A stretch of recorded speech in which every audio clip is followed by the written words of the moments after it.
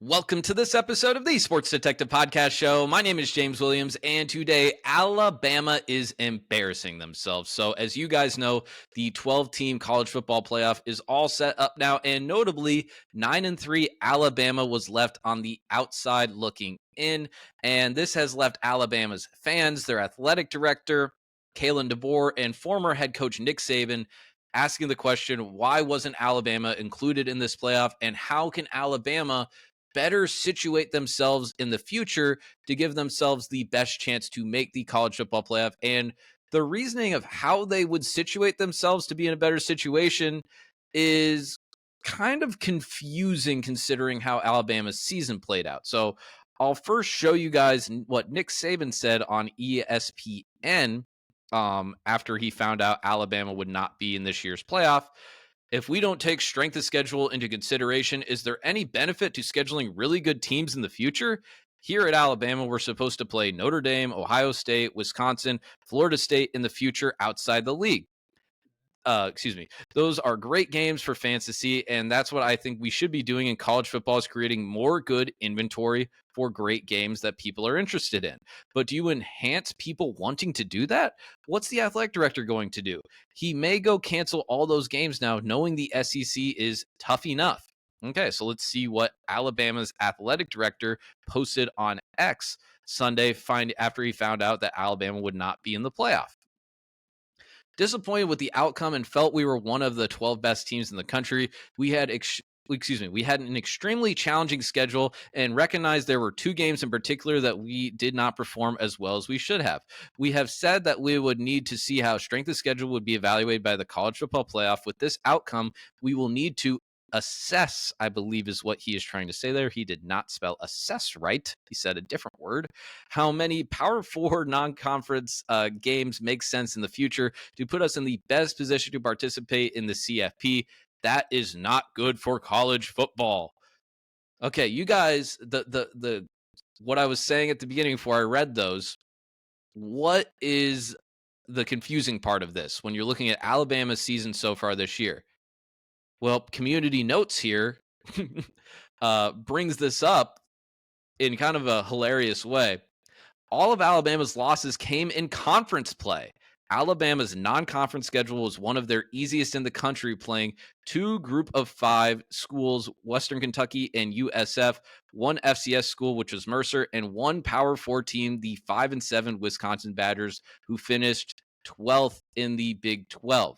And what's so kind of confusing about this is obviously those teams did not have good years. Obviously, some of that stuff you can't predict. You can't predict that Wisconsin's going to be, as bad as they were under year two, Luke Fickell.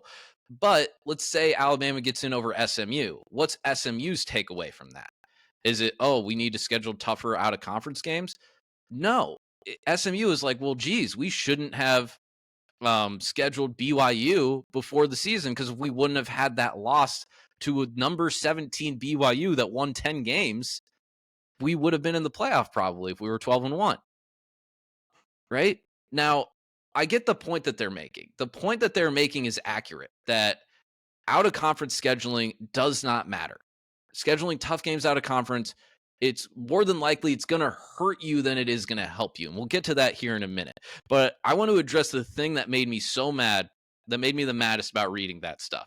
And it's the thing that Nick Saban said, and the athletic director also said it. That virtue signaling that they did, where it's like, this is not good for college football, and these things are not that good because I think good teams should be playing good teams, and I think good teams should not be playing bad teams. I mean, we went through the Alabama non-conference so far this year. By the way, Alabama under Nick Saban had a 10-year stretch where they never went on a road non-conference game. Also, I'll point this out. If you are truly a proponent of good teams should be playing good teams, and I think we should be doing what's best for college football all the time, why Nick Saban, Alabama athletic director, why didn't you call out the SEC? Guys, the Pac-12, when the Pac-12 is still around, played 9 conference games. The Big 12 plays 9 conference games. The Big 10 plays 9 conference games. The SEC plays 8 conference games. If you want more good teams playing good teams, and this is a thing that was proposed to the SEC or within the SEC when Texas and Oklahoma joined the conference. It was, hey, we have 16 teams in this conference now. Should we up it up to 9 games? And we have 8 more SEC games. We do have good teams playing against good teams because I'm not even saying the SEC isn't the best conference in the country, but 8 more games of the best conference in the country? Don't we want that? They said no. Why did they say no? Because they know what Nick Saban and the Alabama athletic director and apparently all of Alabama's entire fan base are just discovering today. That strength of schedule does not matter. That getting a good win out of conference, it might matter a little bit, but it doesn't matter that much.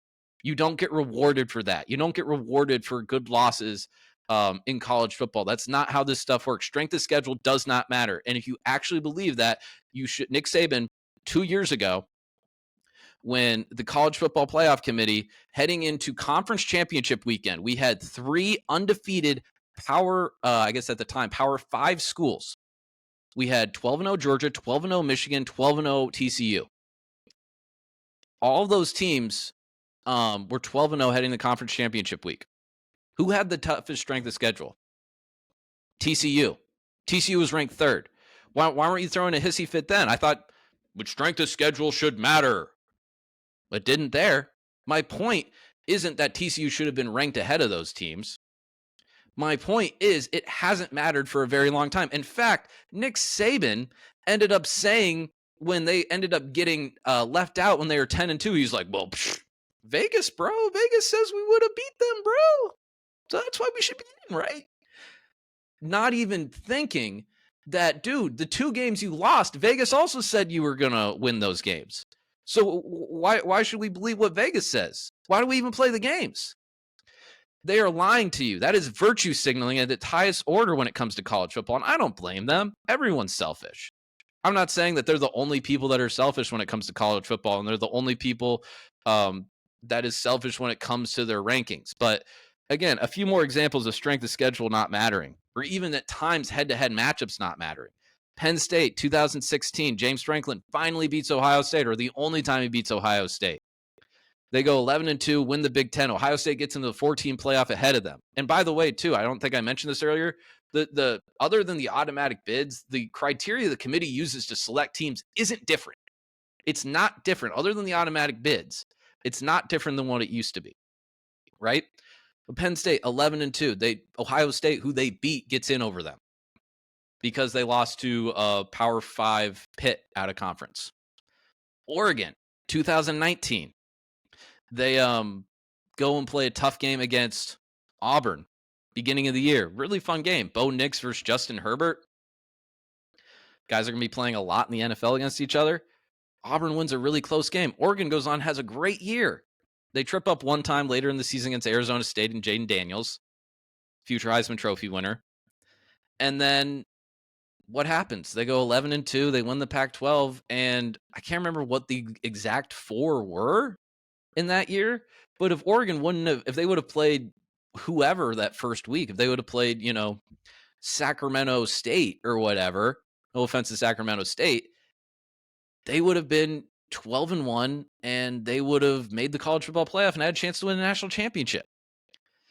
Like, this is a thing that has been going on for a long time. Florida State last year, they actually went and they scheduled LSU back-to-back years.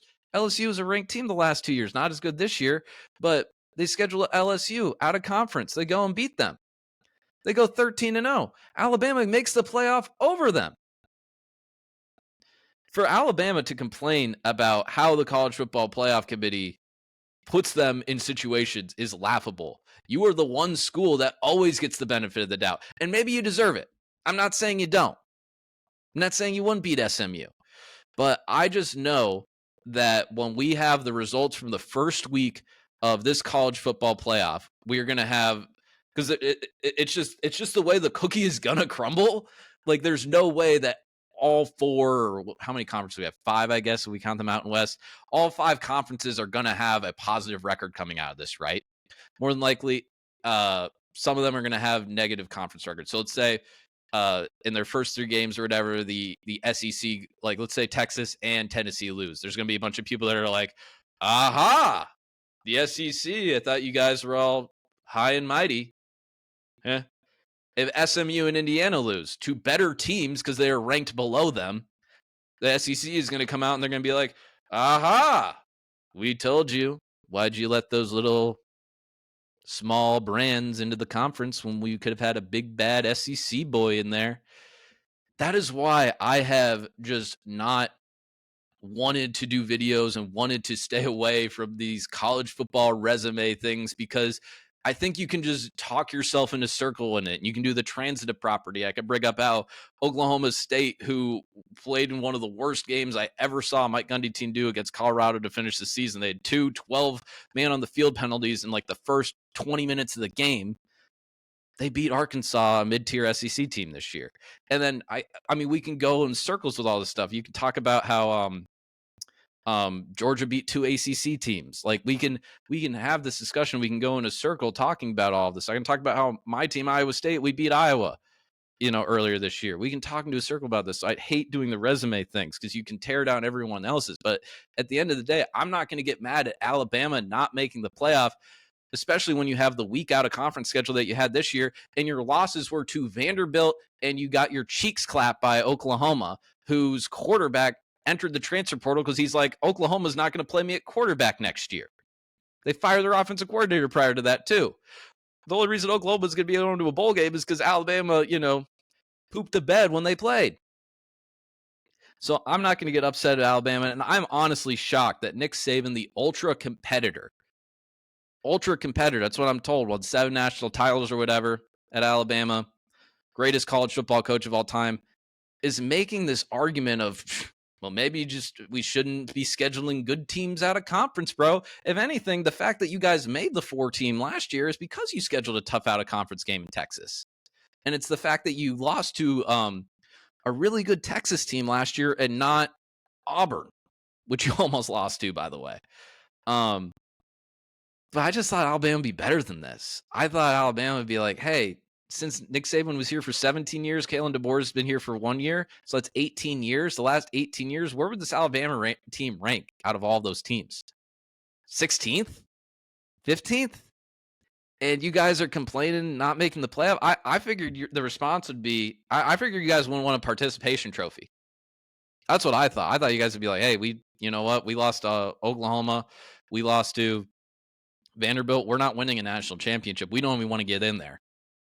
I thought that's would be the response would be. I think you'd be like, hey, we want to make our guys mad that we're not in so we can come back next year with a chip on our shoulder and get ready to, raise hell. That's what I thought.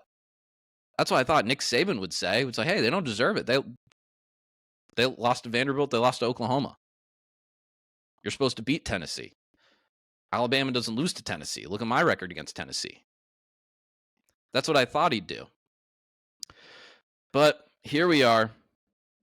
Alabama embarrassing themselves. This is so stupid. This is one of the stupidest arguments I've ever heard, because I'm surprised it's not like, and there are people that are doing that. I think Nick Saban even did a thing where it's like, well, what if Ole Miss was in the Big 12? I think I saw him say that on Pat McAfee today, and it's like, oh yeah, Ole Miss lost to Kentucky at home.